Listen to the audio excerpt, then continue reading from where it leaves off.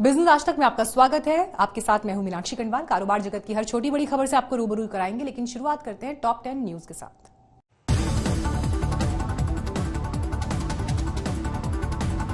चार अंकों की गिरावट के साथ 51,703 पर बंद हुआ सेंसेक्स। निफ्टी 104 पॉइंट्स गवाकर 15,208 पर बंद। लगातार 9वें दिन बढ़े पेट्रोल और डीजल के दाम, दोनों की कीमतों में 25-25 पैसे प्रति लीटर की बढ़ोतरी। केन एनर्जी ने भारत सरकार के खिलाफ अमेरिका में फाइल किया केस, करीब 9,000 करोड़ के टैक्स पर विवाद। बैंक ऑफ इंडिया और इंडियन ओवरसीज बैंक ने अपनी पूरी हिस्सेदारी बेचने पर सरकार को मिलेंगे 28,600 crore, rating agency care ratings का अनुमान। फ्रेशर्स के लिए अप्रैल तक नई नौकरियों के मौकों की रहेगी भरमार, 15% कंपनियों ने बनाया हायरिंग का नया प्लान। नए लॉन्च और रिलीज के साथ बॉलीवुड का बिजनेस पटरी पर लौटने के आसार, लॉकडाउन में फिल्म इंडस्ट्री को हुआ भारी नुकसान। भारत में फायर टीवी स्टिक जैसी डिवाइसेस बनाएगी अमेजॉन, 2025 तक 10 लाख रोजगार के अवसर का दावा। कोरोना में बेहाल हुआ टूरिज्म सेक्टर ने लगाई सरकार से गुहार, सीओटीपीए एक्ट की धारा 4 में संशोधन न करने की अपील। होंडा ने भारत में किया 350 से 500 सीसी सेगमेंट की बाइक CB350 RS को ग्लोबल लॉन्च, लगभग 2 लाख रुपए बाइक की शुरुआती कीमत। एलन मस्क को पीछे छोड़कर अमेजॉन के जेफ बेजोस फिर से बने दुनिया के सबसे अमीर शख्स, मुकेश अंबानी टॉप 10 से हुए बाहर। कृषि सेक्टर में तेजी का दौर लगातार जारी रहने की उम्मीद है। ट्रैक्टर उद्योग के लिए कृषि की तेजी सबसे ज्यादा कमाल करने वाली है। इस साल दोहरे अंकों में बढ़ने के साथ ही अगले साल भी ट्रैक्टर की बिक्री में तेजी बनी रहने का अनुमान है। ये किसानों की आमदनी में हो रही बढ़ोतरी का भी मजबूत संकेत है। कृषि की ग्रोथ ने कोरोना काल में देश की अर्थव्यवस्था को मदद करने के साथ ही ऑटो सेक्टर को भी सहारा दिया। लॉकडाउन के बाद ग्रामीण इलाकों के दम पर ही कारों और बाइक्स की बिक्री में जोरदार उछाल दर्ज किया गया था। साथ ही ट्रैक्टर की बिक्री में भी कृषि के चलते लगातार तेजी दर्ज की जा रही है। ICRA की रिपोर्ट के मुताबिक कृषि की विकास दर में तेजी और ग्रामीण इंफ्रास्ट्रक्चर में सुधार के चलते अगले साल भी ट्रैक्टर की बिक्री में तेजी बनी रहेगी। आसान फाइनेंस और रबी की ज्यादा बुवाई भी ट्रैक्टर्स की मांग को बढ़ाने का काम करेंगे। कृषि के जानकारों का भी मानना है कि खेती के हालात लगातार बेहतर हो रहे हैं और ये ट्रैक्टर नहीं, खेती से जुड़ी सभी तरह की मशीनरी की बिक्री बढ़ाने में मददगार रहेंगे। We have launched a tractor 100% on bio CNG and the technology is available. There is a saving of 1,50,000 rupees per year for a tractor owner, farmer. And if he is using tractor commercially, there is a saving of 3 lakh rupees per year.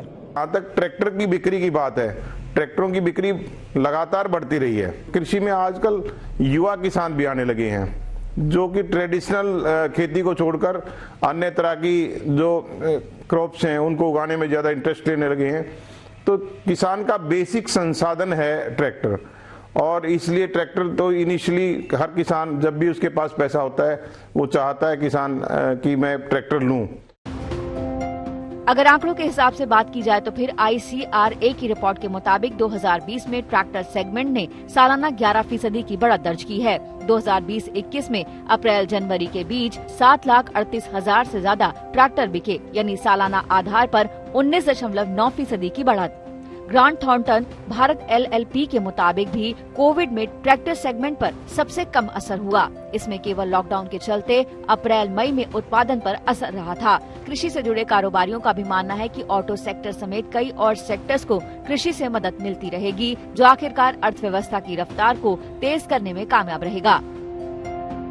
किसान के साथ जो मंडी है या अन्य food processing उद्योग हैं, वो सब किसान की जो उपज है उसी पर निर्भर करते हैं। तो हमें बेसिक इंफ्रास्ट्रक्चर को और बढ़ाएं, बेसिक किसानों की जो फसल है उसे अच्छे से कीमत मिले। इन सब बातों को अगर सरकार इंश्योर करेगी, किसान की आमदनी बढ़ेगी तो देश खुशहाल होगा। देश की जो इकोनॉमी है उसमें पूरी ओवरऑल इकोनॉमी में ही ग्रोथ आएगी। सरकार के समर्थन के साथ ये रुझान भी जारी रहने की उम्मीद है। इंडस्ट्री का मशीनीकरण करने के लिए सब्सिडी, एमएसपी पर समर्थन और कृषि सेस के जरिए इंफ्रा डेवलपमेंट को बढ़ावा मिलेगा, जिससे कृषि को काफी फायदा होगा। इस तरह से किसानों की कमाई में भी इजाफा होगा। अगर कमाई बढ़ती है तो फिर 2022 तक किसानों की आमदनी दोगुना करने का सरकार का लक्ष्य भी हासिल होने की उम्मीद बढ़ जाएगी। कृषि के किसी भी अनुमान के सही साबित होने में मॉनसून का बड़ा रोल होता है। अब अगर इस साल मॉनसून सामान्य रहा तो फिर कृषि सेक्टर की ये गुड न्यूज इकोनॉमी के लिए भी खुशखबरी बन जाएगी। आज तक ब्यूरो। देश के 2 दिग्गज कारोबारी समूह ई कॉमर्स की जंग में आमने सामने आ गए हैं। बिग बास्केट में हिस्सेदारी खरीदकर टाटा ग्रुप ने रिलायंस के लिए कड़ी चुनौती पेश की।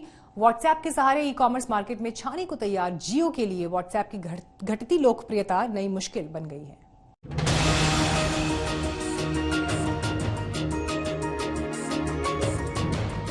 टाटा और रिलायंस ग्रुप के बीच कारोबारी मैदान में एक बार फिर आमने सामने की टक्कर होने वाली है।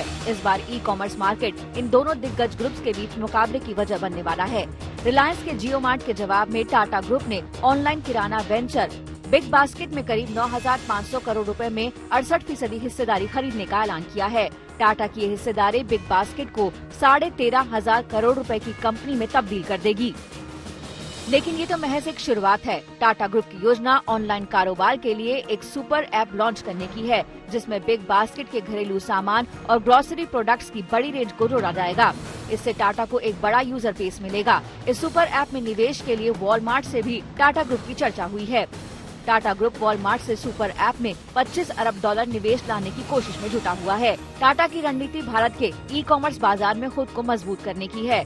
सुपर ऐप के जरिए टाटा ग्रुप फाइनेंशियल, ग्रोसरी समेत दूसरी कंज्यूमर फ्रेंडली सर्विसेज मुहैया कराएगा। इससे रिलायंस और अमेज़न समेत दूसरी दिग्गज ई कंपनियों को टक्कर मिलेगी। रिलायंस ई कॉमर्स में अभी तक केवल अमेज़न को ही चुनौती मान रहा था। उससे भी तैयारी के लिए जो दाव कंपनी ने चले थे वो भी उल्टे पड़ते दिखाई दे रहे हैं। पहले तो बिग बाजार के लिए फ्यूचर ग्रुप के साथ सौदा अमेज़न की आपत्ति से अटका हुआ है। अब रिटेल के लिए जिस व्हाट्सएप पर कंपनी एतबार कर रही थी, उसकी लोकप्रियता भी लगातार कम हो रही है। सुप्रीम कोर्ट की सख्ती के बाद तो व्हाट्सएप की मुश्किलें बढ़ना तय है। सुप्रीम कोर्ट और जो जुडिशरी है उसने भी इस पे कॉग्निजेंस लिया है और इस पे काफी कुछ वर्क चल रहा है एंड दे फील कि इसके अंदर जो है रेगुलेशंस किया जाएगा और स्ट्रिक्चर्स दिए जाएंगे ताकि जो लोगों के पर्सनल डेटा हैं वो उसका वायलेशन ना हो सके और ये जो पर्सनल डेटा जो है यहाँ वहाँ जो है सर्कुलेट ना हो। जाहिर है कि अगर व्हाट्सएप कमजोर हुआ तो फिर टाटा का सुपर ऐप इसकी भरपाई कर सकता है। वैसे भी बिग बास्केट को खरीदकर टाटा ग्रुप ने जोरदार शुरुआत की है। बिग बास्केट भारत के सबसे बड़े ऑनलाइन फूड और ग्रोसरी बेचने वाले प्लेटफॉर्म्स में से एक है। इस प्लेटफॉर्म पर 1,000 कंपनियों के करीब 40,000 प्रोडक्ट्स मिलते हैं। बिग बास्केट ऐप को 60 लाख ग्राहक इस्तेमाल कर रहे हैं। देश के करीब 26 शहरों में कंपनी का कारोबार फैला हुआ है। बिग बास्केट पर रोजाना 1.5 लाख ऑर्डर आते हैं। वहीं 34 करोड़ एक्टिव यूजर्स के साथ व्हाट्सएप जियो मार्ट की सफलता की गारंटी दे रहा था, लेकिन अब भारत में उसकी नई प्राइवेसी पॉलिसी ने कंपनी को मुश्किल में डाल दिया है। कंपनी ने खुद ये कबूल किया है कि यूरोप के कानून उसे यूजर्स का डेटा इस्तेमाल करने की इजाजत नहीं देते हैं, जबकि भारत के कानून के तहत कंपनी भारतीयों के डेटा को इस्तेमाल करना अपने अधिकार क्षेत्र में शामिल कर रही है। अभी हमारे देश में इंडिया में प्रॉपर तरीके से पर्सनल डेटा प्रोटेक्शन के लिए लॉज अभी नहीं है। हालांकि ये पेंडिंग है पार्लियामेंट में और जैसा मानना है जानकारों का कि इसमें बहुत जल्दी जो है इस पे कानून बनेगा और कानून बनने के बाद जो व्हाट्सएप जैसी कंपनीज हैं उनको इसमें जो है इनके प्रोविजंस को फॉलो करना पड़ेगा और तब जो है वो एक तरह से व्हाट्सएप जैसी कंपनीज रेगुलेट हो पाएंगी जो है इंडियन लॉज के द्वारा। हालिया सर्वे के मुताबिक 80% लोग व्हाट्सएप से टेलीग्राम और सिग्नल पर स्विच कर रहे हैं। अगर वाकई ऐसा हुआ तो फिर जियो मार्ट के लिए टाटा ग्रुप से मुकाबला करना मुश्किल हो सकता है। आज तक ब्यूरो।